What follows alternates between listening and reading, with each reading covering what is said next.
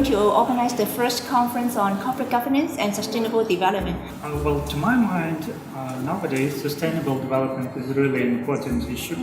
and not only in terms of environmental protection, because usually when people talk about sustainable development, they mean environment and taking care about nature,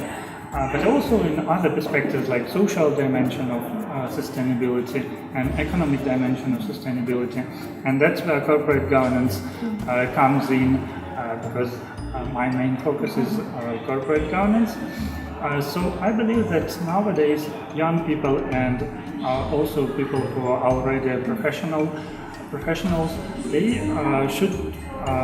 integrate sustainable issues in their professional life, in their day-to-day life, in order to generate good results for the society, for themselves, because sustainability is something that generates long-term results. So it is important for the professional in any sphere, whether it is a professor at the university or manager at the bank, to act in a sustainable way. And if all people do that, I believe that will be beneficial for the whole population of planet Earth. Governance is well-established policy in terms of laws, regulations in many countries, especially Anglo-Saxon countries. But nowadays, this is a situation like the global financial crisis, when these practices, they failed, they didn't work, and they brought huge disaster for the financial market and for those people who do not have any connection to the financial market, the homeowners, people who lost their jobs, hundreds of thousands of them around the world, and even millions of people. And that's why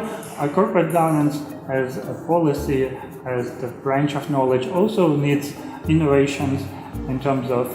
introducing new principles, more flexible ones, that can accommodate those issues that are not known yet, are not researched yet, and so that people and practitioners in corporate governance, they can act proactively. Regulators can predict the problems that are coming and act accordingly. So, of course, even corporate governance is the branch of knowledge that requires this innovative approach and sometimes entrepreneurship spirit to bring changes and to be ready for the future. If we talk about Ukraine, this is the place where people are trying to be really flexible right now, because we are introducing some really important reforms in many spheres of life, in infrastructure, in health protection, in governance policy. And those people who are employed by the government in these spheres, they are trying to be really flexible to change the system from the post-Soviet one, where there was an administrative type of economic, to the more democratic one with the market ruling. So basically, if you take any sphere, even defense sector, there are a lot of flexible things are going on there, and that's the only actually way how the really important changes can be done. And in these changes, in this flexibility, we are trying to use experience and coaching, as you mentioned, of countries that have already performed such changes in Western Europe, in the United States, in Canada, and other countries. They are providing their advices, their support, financial, non-financial, in terms of knowledge, in terms of technology, in order for us to make these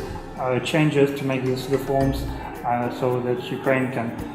be a better place to live in and be a good partner for other countries.